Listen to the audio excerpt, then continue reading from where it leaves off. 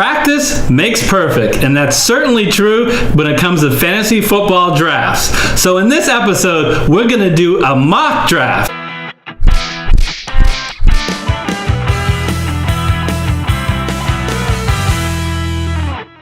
Hello everyone, I'm Eric Lee. And I'm Gary Kurtzman, and we are the Fantasy Football Consultants. And Eric, so today we get to have some fun. We get to take the viewer outside of the studio and place them inside a fantasy football mock draft room with a draft going on live. In this video, we're going to do a 12-team half PPR mock draft. We're going to pick right in the middle at the 7th pick. It's a standard roster, 1 quarterback, 2 running backs, 3 wide receivers, a kicker, a defense, and a tight end. So it's going to be 14 rounds. So without any further ado, Get ready to rumble! Round 1. Okay, in round 1, Gary, who is going to be left after 7 picks? So, wow, David Johnson was the first overall pick. Yeah, that. Inconceivable! So we got all the really good running backs that were taken, and, of course, Antonio Brown. Boy, I think your choice here is between Alvin Kamara, who I've seen taken at the number 6 position, frankly, or DeAndre Hopkins. Yes, it's going to be a tough call. I do think most people would agree with the experts. The experts think that we should pick Alvin Kamara. It doesn't matter! I don't care what they think. Yeah. I want to go with DeAndre Hopkins. He's the closest thing to Antonio Brown in the NFL. He's a real difference maker. And he's got a track record. Alvin Kamara has done this for exactly half a season in his career. And if Deshaun Watson can stay healthy the whole year, he will have a monster year. Let's go with DeAndre Hopkins. Absolutely. Okay. So taking a look at what's left. So a lot of the key running backs are off the board. It's a little surprising that T.Y. Hilton went early in the 2nd round. I can't believe it. I just don't believe it. We're left with Devontae Adams or A.J. Green. I'll tell you, I like Devontae Adams a lot. He has the 2nd most red zone looks of anybody in the NFL in a prolific offense, clear number 1. Plus, with Jordy Nelson gone, how much of those red zone looks that are leaving with the number 1 red zone guy in Jordy Nelson going to Oakland, how much of those are going to go to Devontae Adams? I think quite a lot. Incredibly high ceiling. And don't hit that button yet because I like A.J. Green. A.J. Green has been a guy who's been consistent year in, year out since 2012, 80 yards per game, except for last year, which was a dip because the offensive line troubles. The offensive line is now better. I think we're going to have a big year for Green, but be honest with you, I think it is so close. Who do you trust? Aaron Rodgers or the Red Rifle? Who do you trust? Definitely Aaron Rodgers. So I'll relent because I do think these guys are super close. I think they're super close too. Absolutely. Let's roll the dice, Devontae Adams. So how nervous are you that we went the first 2 rounds with no running back? You know what? I'm actually not that nervous at all because there are going to be some number 1 running backs that are left even in the 4th and 5th round. Okay, so Aaron Rodgers was selected. Inconceivable! Way too early for the first quarterback. Wait on quarterbacks, people. Wait on quarterbacks. Boy, Jarrett McKinnon, though, is still available, Eric, and I am very excited about that. You know, let me tell you a guy who I have been so low on because others have been higher on. I'm really surprised at LaShawn McCoy. Even though I have a lot of negative things to say about McCoy, the reality is, he is going to get most of the carries, and he is going to be in the passing game, despite all the negatives of Buffalo. Yeah, I agree. It just depends how much do you believe in, Jimmy Garoppolo and that Mike Shanahan offense. And I think you've seen it with Devontae Freeman, right? And you've even seen it back in Washington. Boy, the bell cow running back for Mike Shanahan gets all the passes and the rushes, and McKinnon's also going to get not only your third down carries, your goal line carries. He's the bell cow back, and there aren't very many of them left in the 3rd round. Yes, and even though the Niners don't have anyone else, it's scary that he has not been a bell cow ever before. One comment I want to make is here I would have liked to go with a tight end if that tight end name was Rob Gronkowski or Travis Kelce.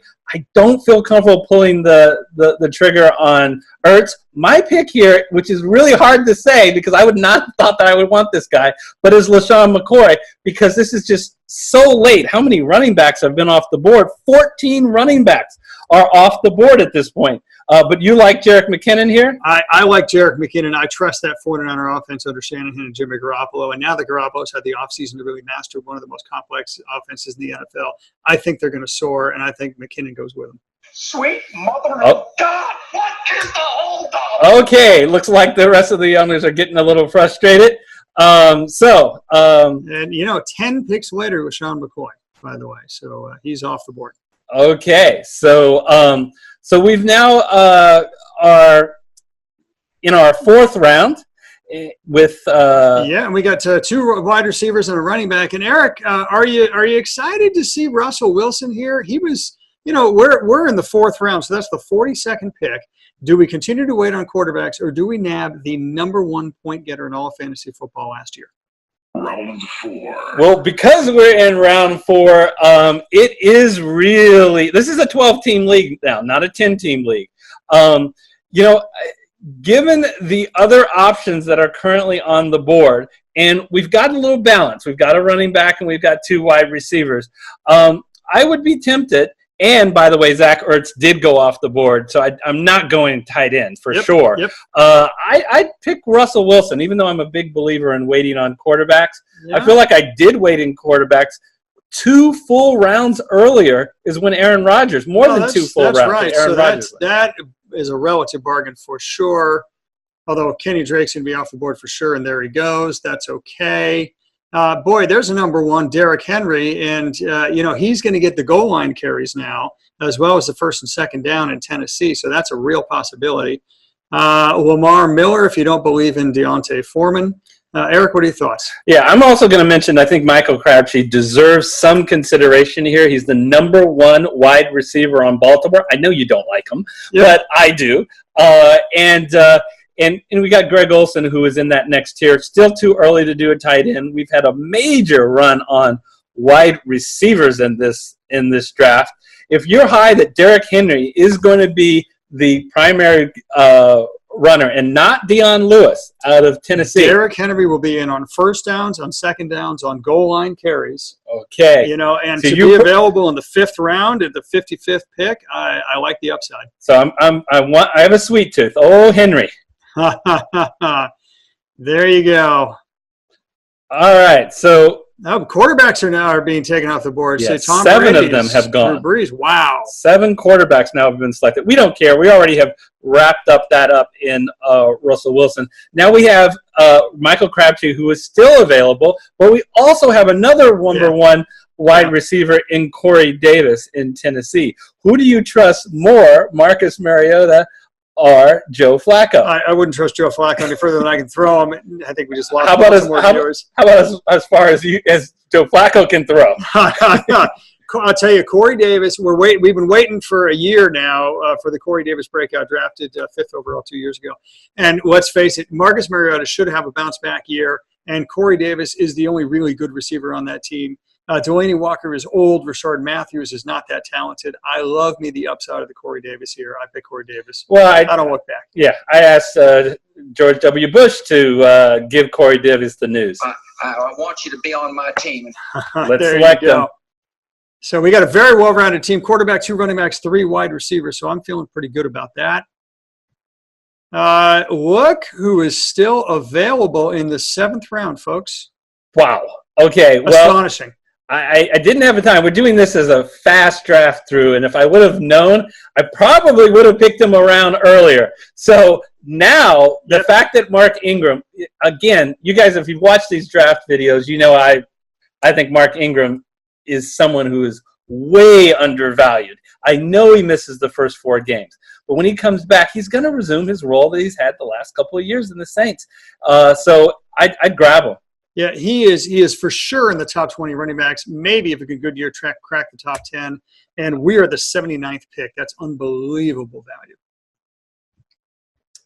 All right. So we've locked down our first bench player. I think it is time. We have 8 tight ends selected. So we missed the boat on the key tight ends. My guess is a guy like Trey Burton is probably one of the best tight ends that are out there.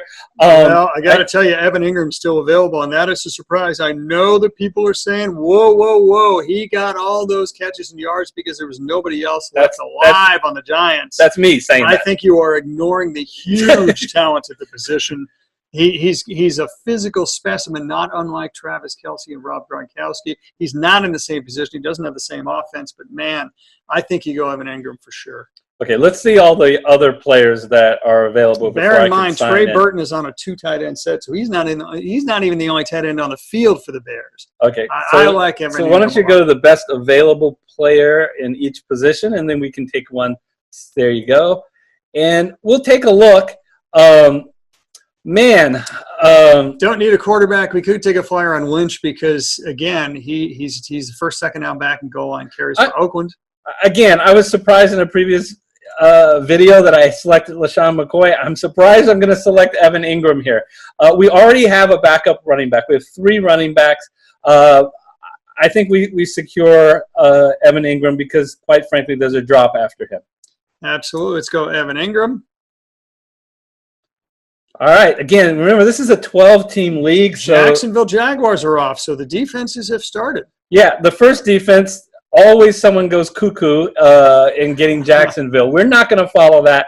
We are going to be patient and wait on a defense. So we got Isaiah Crowell, and again, look, for those folks in New York, you guys know this. Bilal Powell stinks. Matt Forte is gone. Crowell is the only game in town. He will be first and second down or goal line, and I believe is a good enough pass catcher on Cleveland to prove he should be there in third downs too. I like him as a backup running back with a high ceiling. I agree. Let's go for him. Okay. So we only have 5 more picks. So we're looking at the board. Again, only 1 defense has been selected. I would still wait. Why? Because there's at least 3 strong defenses in that top 4 tier that are available. So I would wait on defense.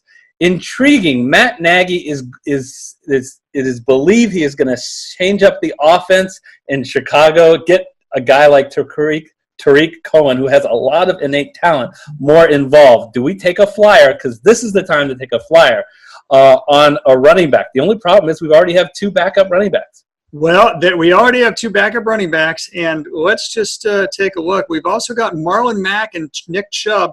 I actually like Marlon Mack and Nick Chubb as much as I like Tariq Cohen because Tariq Cohen's got some obvious limitations being such small size. If we're going to take a flyer on a running back, I think I'd rather be one of those 2. Do we do a wide receiver? And one of those 3 guys will likely be available I think coming back. That's very wise. So wide receiver. Josh Doxson's got a high upside. Rashard Matthews, if Corey Davis doesn't pan out, this is the guy who's catching all of Mariota's passes. Might be worth a little bit of a bet hedging if you were to pick Rashard Matthews. And I am going to go way off the board, and I would take a flyer at this point in the draft on Dez Bryant. I don't even know where he winds up. Cleveland, but probably. Take a hope that he winds up on a team where he can be sure a top target. He's got more talent than all those other guys. Let's do that. Let's see. Here's Marlon Mack's gone. Tariq Cohen's gone. Nick Chubb's gone. All 3 of our guys are gone. I only have one thing to say. However, I think we already had 2 backup running backs, so I am not too sad about that. I'm not excited about any of those running backs out there. Eric, is it too early to think defense? Well, to me, it's not too early to think defense when 2 things happen. 1, you can get a defense of the caliber of the Rams, and 2, you're not excited about the other options. Right. So let's go with the Rams. Right, absolutely. I think at this point you're taking a flyer, and that flyer is going to be on the defense because they've got the highest upside of anybody. All right, so we're going to have to go through these last few picks really quickly. So we still have Rashard Matthews out there, and we don't have a receiver on our bench. He's Let's got go a high with upside. him. Let's do that. And in this last pick, my traditional, second to last pick, Steven Gostkowski, or if he's taken, Greg Zuerlein. Oh, I love me some Steve Gostkowski. It's just 1 round before everybody else picks their kicker, so I like getting a jump on that. And the very last pick should be some type of flyer. But if Jerick McKinnon does not work out, then Matt Breida, in the last round is when you typically get your handcuff. That's fine. Let's go with him. And with that, as it totals up, please, a reminder that if you enjoyed this video, give it a like. And if you haven't yet, subscribe. A-. Hey! Not too bad. Another one of the books. In a 12-team league, picking in the 7th pick, which I don't think is very preferential. Hope you enjoyed the video. And until the next video, we will see you next time. We'll see you then.